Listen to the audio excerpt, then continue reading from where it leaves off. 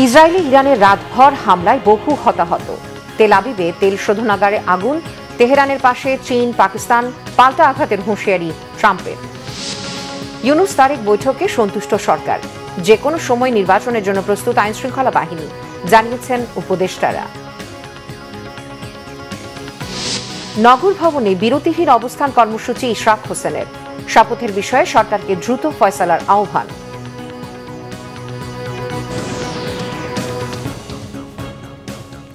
দেখছিলেন ক্রাউন 7 সংবাদ শিরোনাম।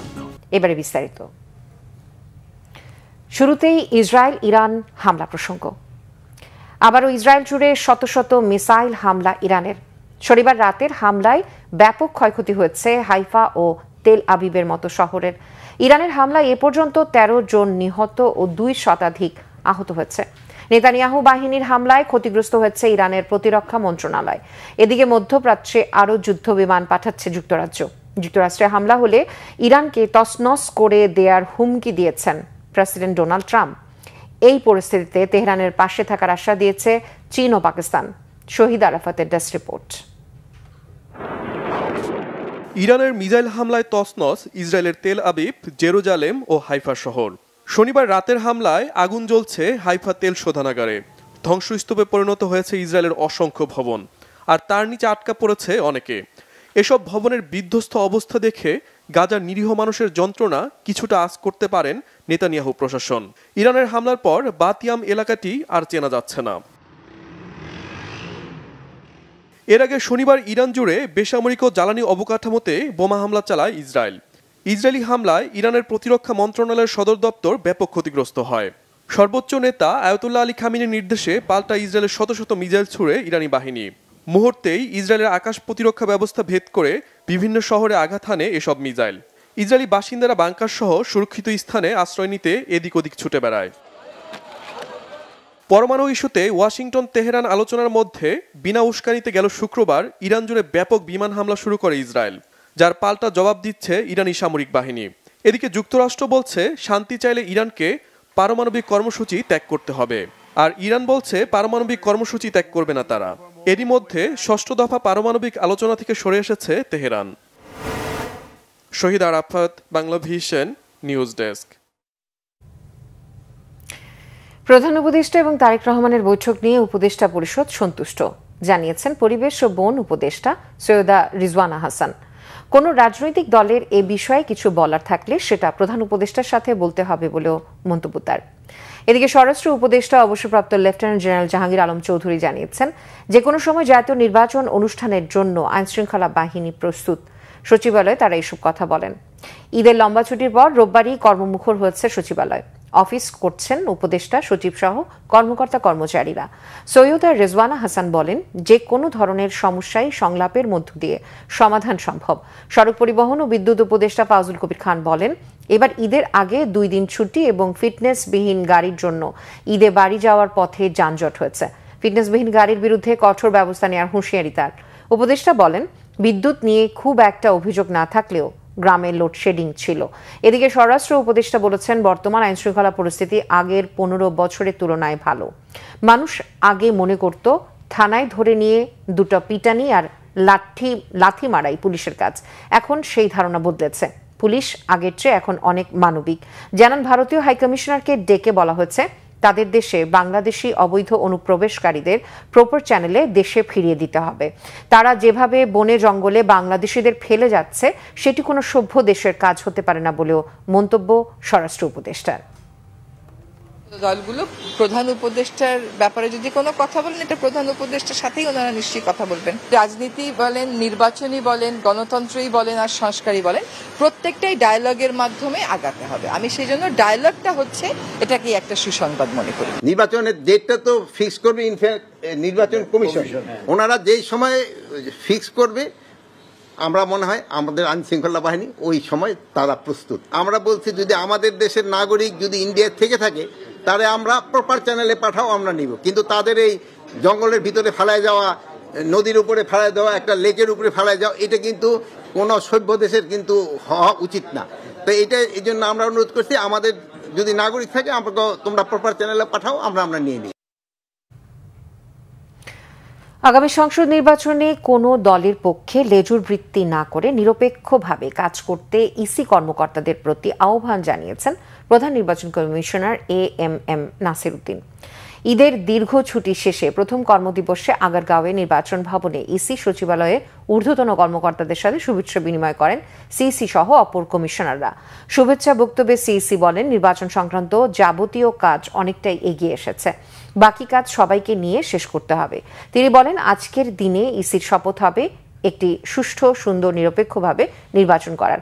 সচিবালয় কর্মকর্তাদের কোনো দলের জন্য লেজুর বৃত্তি না করে আইন অনুযায়ী বিবেক রেখে কাজ করার আহ্বান জানান তিনি বলেন, ভোটের মাঠে যারা খেলে তারা খেলুক, খেলে যারা জিতুক, কমিশন শুধু রেফারি হয়ে কাজ করবে।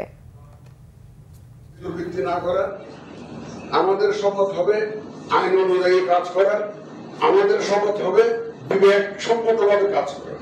পারবেন তো ইনশাআল্লাহ? এবং আমি আপনাদের এই উচ্চারণ যখন শুনি আমি একটু আশাবাদী হই। আমরা তো রেফারির ভূমিকায়, আমরা রেফারির কাজ করব। যারা খেলবে তারা খেলুক, খেলে যারা জিতুক, কিন্তু আমাদের দায়িত্ব হবে একটা লেভেল প্লেইং ফিল্ড তৈরি করে দেওয়া। সেটা আমরা করার জন্য আমরা ইসি বদ্ধপরিকর।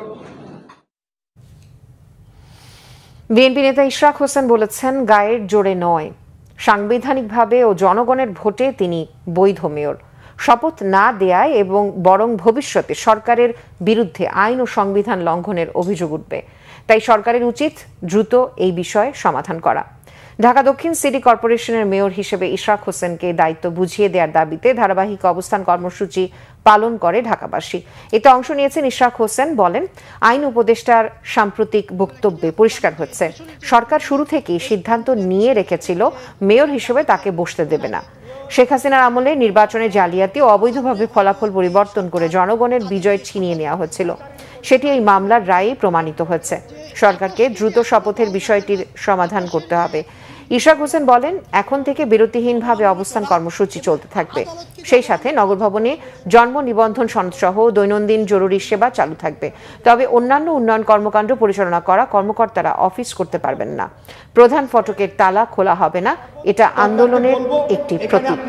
মনে করে থাকেন যে দেখি না কি হয়, ওরা কয়দিন করে এমনি আন্দোলন থেমে যাবে, তাহলে আপনারা বোকার স্বর্গে বাস করছেন, অত্যন্ত ভুল জায়গায় আপনারা রয়েছেন। আমি আবারও আপনাদেরকে বিনীতভাবে অনুরোধ জানাবো যে নগরবাসী দুর্ভোগের কথা চিন্তা করে হলেও আপনারা দ্রুততম সময়ে এটা সুরাহা করেন। আমরাও চাই এটার একটা সুরাহা করে একটা যৌক্তিক পরিণতি এটার করতে। এখন যেভাবে রয়েছে, যে অবস্থায় রয়েছে, এই অবস্থা থেকে আসলে কোনোভাবে আমরা ফেরত যাওয়ার কোনো পর্যায়ে নেই, কোনোভাবে আন্দোলন থামানোর কোনো সুযোগ নেই। আমরা আজকে নতুন করে আন্দোলন বিরতিহীনভাবে আমরা অবস্থান কর্মসূচির ঘোষণা দিচ্ছি। জুলাই গণঅভ্যুত্থানে পুলিশের গুলিতে রংপুরের শহীদ আবু সাঈদ হত্যা মামলার তদন্ত শেষ করতে আরও 1 মাস সময় দিয়েছে আন্তর্জাতিক অপরাধ ট্রাইব্যুনাল। পরবর্তী শুনানি হবে 14 জুলাই। এছাড়া এই মামলার 4 আসামিকে একদিন করে জিজ্ঞাসাবাদের অনুমতি দেওয়া হয়েছে। বিচারপতি গোলাম মর্তুজা মজুমদারের নেতৃত্বাধীন ট্রাইব্যুনাল রোববার এই আদেশ দেন। এদিন রাষ্ট্রপক্ষ ট্রাইব্যুনালকে জানায়, দ্রুত আবু সাঈদ হত্যা মামলার তদন্ত শেষ হবে। এছাড়া গাজীপুরের কোনাবাড়িতে হৃদয় হত্যা মামলা এবং যাত্রাবাড়ির শনির আখড়ায় ইমাম হোসেন তাইম হত্যা মামলার তদন্ত শেষ করতে আরও 2 মাস সময় দেওয়া হয়েছে। প্রসিকিউশনের সময় আবেদনের প্রেক্ষিতে ট্রাইব্যুনাল এই সময় মঞ্জুর করেন। এই 2 মামলার পরবর্তী শুনানি 17 আগস্ট নির্ধারণ করেছে ট্রাইব্যুনাল। এর আগে এই 3 মামলায় গ্রেফতার 11 আসামিকে ট্রাইব্যুনালে হাজির করা হয়। কোরবানির ঈদ উপলক্ষে টানা 10 দিন বন্ধের পর রোববার দেশের সব ব্যাংক খুলেছে। সকাল 10টায় শুরু হচ্ছে লেনদেন, তবে ব্যাংকগুলোতে তেমন ভিড় দেখা যায়নি। রাজধানীর বেশিরভাগ শাখাতেই কর্মকর্তাদের উপস্থিতি রয়েছে। তারা নিজেদের মধ্যে ও গ্রাহকদের সঙ্গেও শুভেচ্ছা বিনিময় করেছেন।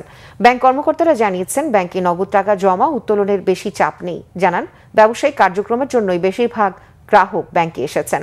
অনেকে এসেছেন রেমিটেন্স সংগ্রহ করতে, ফলে টানা বন্ধ থাকলেও লেনদেনে খুব বেশি প্রভাব পড়ছে না।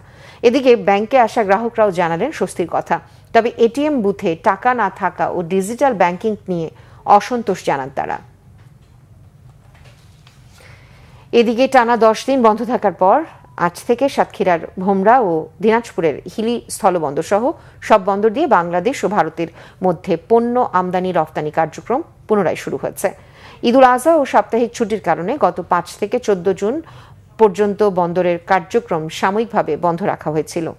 তবে এই সময়ও হিলি ইমিগ্রেশন চেকপোস্ট দিয়ে দুই দেশের বৈধ পাসপোর্ট ভিসাধারী যাত্রীদের যাতায়াত স্বাভাবিক ছিল। আজ সকাল থেকে আমদানি রপ্তানি কার্যক্রম পুনরায় চালু হয়। এতে বন্দর এলাকায় আবারও কর্মচাঞ্চল্য ফিরে এসেছে। এছাড়া ভারত থেকে পণ্যবাহী ট্রাক হিলি বন্দরে প্রবেশ করায় দুই দেশের মধ্যে নিয়মিত পণ্য আমদানি রপ্তানি কার্যক্রম আবারও শুরু হয়েছে। নাচে গানে সুরের মূর্ছনায় বরণ করে নেওয়া হলো বর্ষাকে। বর্ষা বরণ উপলক্ষে ঢাকা বিশ্ববিদ্যালয়ের চারুকলার বকুল তলায় সকালে মেতেছিলেন নগরবাসীর অনেকে। যদিও অনুষ্ঠানে দর্শক উপস্থিতি কম থাকলেও আয়োজনে কমতি ছিল না। বর্ষার নানা গানে শুরু হয় অনুষ্ঠান। নৃত্যশিল্পীদের পরিবেশনাও ছিল মনোমুগ্ধকর। বর্ষা বরণের এই অনুষ্ঠানে কবিতা ও নাটিকাও দর্শকদের মুগ্ধ করেন। এই ছিল এখনকার মতো। পরের সংবাদ সন্ধ্যা 6টায়। এর আগে 5টায় রয়েছে নিউজ টপ 10।